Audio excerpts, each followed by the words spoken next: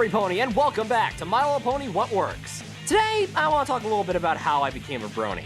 When I first watched the show, I didn't know what to expect. I was preparing for some generic, girl-centered show like G3 was, but I slowly warmed up to the show and watching Ticketmaster, Apple Book Season, and Griffin the Brush-Off. Ghostbusters, not so much. I stuck with it, but I had yet to see the spark that got everyone attached. That was until I watched Dragonshy. That episode was so well done. It managed to take itself seriously and at no point talk down to its audience. It was at that point I became a brony. 2 episodes later, this happened. If you look deep in her eyes, she will put you in trances. Yeah, was that supposed to scare us? Wicked sis curse. Then what will she do? Just you wait, Twilight. Some ponytails really are true. Then she'll gobble you up in a big tasty stew. Watch out! You know, I get why there's animosity toward Phil and Peaky Keen. I'm in the majority when people say that Mysterious Mare-de-Well sucked. I can see where people are coming from when they say they didn't like A Candlelit Wedding. Hell, I understand why the jury is still out on Magical Mystery Cure. But why? Why in all of Tartarus does bridal gossip get a pass? Please, someone enlighten me to why this atrocity is considered a good episode. I actually liked that episode. Oh, for the love of... How many times are people just gonna barge into my channel? Okay, who is it this time? Oh, it's you. Again. Sounds like you're not really a fan of it. Well, I consider it to be the worst episode of the entire series. Whoa there, Nelly, don't you think this is a bit harsh? After all, we got atrocities like Spike at your service by now. Please, Spike at your service is a godsend compared to bridal gossip. What the buck, are you kidding me? Spike at your service has barely any redeeming aspect, but I bet I could come up with a good thing for every bad thing you have for bridal gossip. Want to put your money where your long mouth is? Then let's tackle this piece of crap together. Bring it on. Whoa, deja vu. Number 5. Lazy storytelling. Okay, so this episode starts off with Twilight walking into Ponyville with Spike, but no one appears to be around.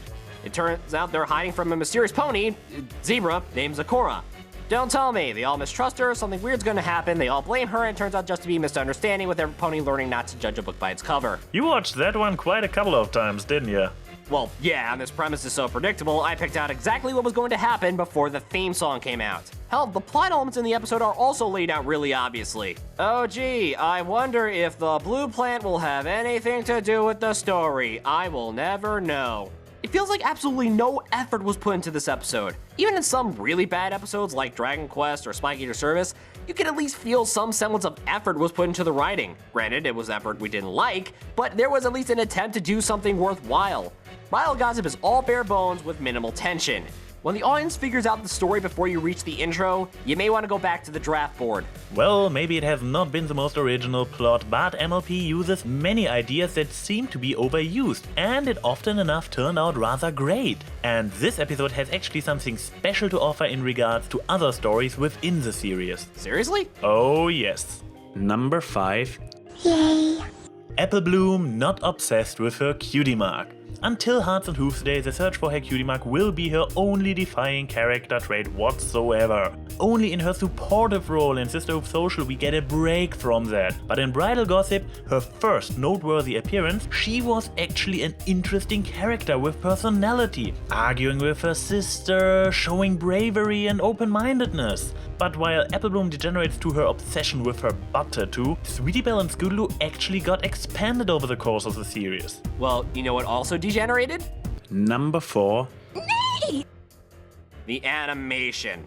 Now, I usually forgive animation errors because of the limitations Flash could actually do. Case in point, Cyclops Pony. But there's one thing I absolutely cannot forgive in this particular episode in regards to the animation. It causes a plot hole. When Twilight wakes up after a run with Zecora the next morning, she preps for the next day. And right there, Twilight uses levitation to use her brush, revealing a limp horn. So, how exactly is that possible? We've seen in other episodes that a unicorn horn is susceptible to harm, and if hurt, could block the ability to use magic. So, how in the buck is Twilight able to use magic with a limp horn? If we take into account the others, we could assume the poison joke kicks in overnight. But that wouldn't make sense for Twilight, unless it's a trait of the ponies like Twilight's magic or Pinkie Pie's inability to shut up in this episode the poison joke latches onto. But how does that result in Rainbow Dash's wings flipping upside down and Applejack becoming hamster size? In all honesty, I would love to suspend my disbelief here in that it's magic, we don't have to explain it because of the fancy element. And I would have done so if not for Twilight using magic with the limp horn. Instead, the poison joke becomes the biggest unexplained plot hole of the series. Oh, Luna, this horn! How could this get past the decency control? Unicorn horns are already interpreted as phallic symbols, but this wobbly thing?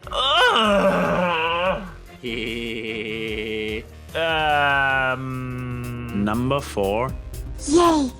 In the end, the animations are only one supportive asset, and as you already said, there are animation errors all the time. But overall, the episode gets balanced out in regards to supportive assets with the score. Just listen to the music during the first scene.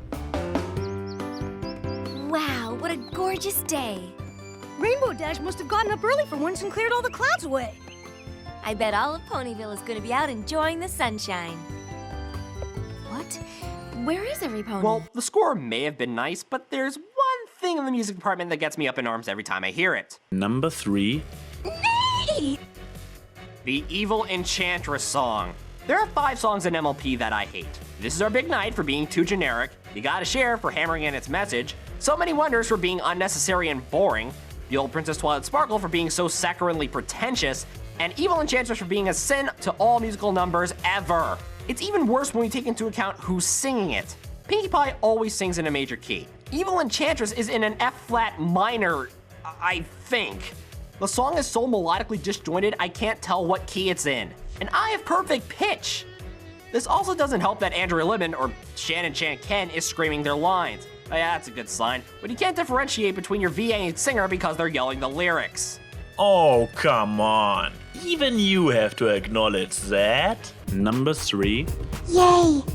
The Flutter Guy Jazz remix was amazing. And that one could not have been as great without the Pinkie version first. Not to mention that this is a kind of random song Pinkie is infamous for. Except one problem. Number 2. It disregards continuity. Pinkie Pie always sang in a major key up to this point.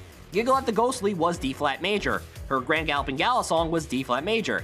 Twilight Best Pony was also D-flat major. Hop, Skip, and a Jump was C major. Hearing Pinkie Pie sing in a minor key comes completely out of left field.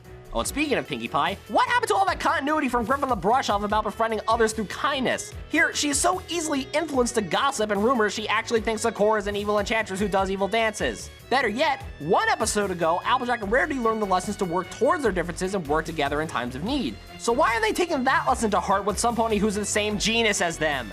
Well, those breaks in continuity actually serve a higher purpose. Number 2. Yay! It was done to give Sakura a strong and meaningful introduction into the series. Admitted, maybe not the best way to go, but it definitively helped setting her up as this mysterious, foreign character. If she would just have walked into the village and the ponies would have been totally cool like, "Hey Twi, that's Sakura, she looks somehow different," she would never have been able to create this aura. It was necessary to initially alienate the main cast from her. Not to mention what the Zebra's introduction did for the world building. A mysterious faraway land with a completely different culture, its own kind of wisdom and magic? Amazing! Could you imagine a certain epic fanfic if Zebras would just be somehow common and accepted in Equestria as, for example, the Griffins? That would be interesting, but it still does not excuse Number 1. completely unlikable main 6. As I said before, continuity is thrown out the window in order for the story to actually happen. Applejack throws out her merits and level-headedness in the trash and replaces it with fear and being too quick to judge. Rarity actually insults the stripes in Sakura's fur, enforcing the stuck-up bitch stereotype we were afraid would become of her. Rainbow Dash becomes so hot-headed she attacks first, asks questions later. Again, more disregarded continuity from the episode that made me a brony. Fluttershy is just there, and I already explained my problem with Pinkie Pie. But the biggest insult has to come from Twilight Sparkle. The moment she disregarded the book about supernaturals, all of her credibility went away. Put in the fact she also gave in to the gossip, the writers made the main character of the series completely unlikable. In short, she went from best pony to 5th. My. But when you are already talking about the main 6, what about Number 1. Harity, Spitty Spy, Rainbow Crash, Appletini, Flutterguy, and Twilight Flopple. The idea of a poison joke, a plan that twists Pony's traits in some ironic way is a fantastic idea. And except maybe for Applejack, the jokes are rather clever. The big sister gets turned small. Really? It is also a very interesting concept that got adapted multiple times within the fandom. Discorded Doctor Who, The Lunaverse, Fallout Equestria, and Drop of Moonshine, just to name a few examples. Hey, this sounds actually like a fun idea for an Asks video. Need to write this down. Sorry. Anyways, you see, there was one good thing for every bad thing you listed. So I guess we can close the case and What move... are you talking about? I'm not done yet. Say what now? I actually got one more. Actually, it's my biggest one. But the list top 5, you can't. Screw the list, I have reasons. The main reason I fucking hate this episode, the underhandedness of the moral. Let's forget for the moment that this moral was more obvious than the poison joke itself, and let's get into how the moral was executed. Now, what did Sakura say again? Maybe next time you will take a second look and not judge the cover of the book. It's those first 2 words that really get to me. Next time. That is awful teaching. Imagine if you were in elementary school and you were taking a quiz when you got the main question completely wrong and it resulted in you failing the quiz. You ask your teacher what you did wrong on the question and they briefly explain the answer. They then say, next time you'll get it, and they walk away. A good teacher will help you work through the problem to make sure you get it right next time in preparation for the big test. Leading by example.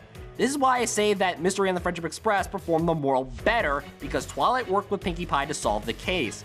In short, show, don't tell. But what gets me the most is the execution of this moral goes against everything that the series was set out to do. At the end of the Friendship is Magic 2-parter, Celestia gave a task to Twilight to report on all of her findings of the lessons of friendship while in Ponyville. When someone has to tell the girls the lesson, they're not learning. Instead, Twilight just copy-pastes what Sakura told them and claims it as her own findings. Yeah, we have a word for that in the academic world. It's called plagiarism.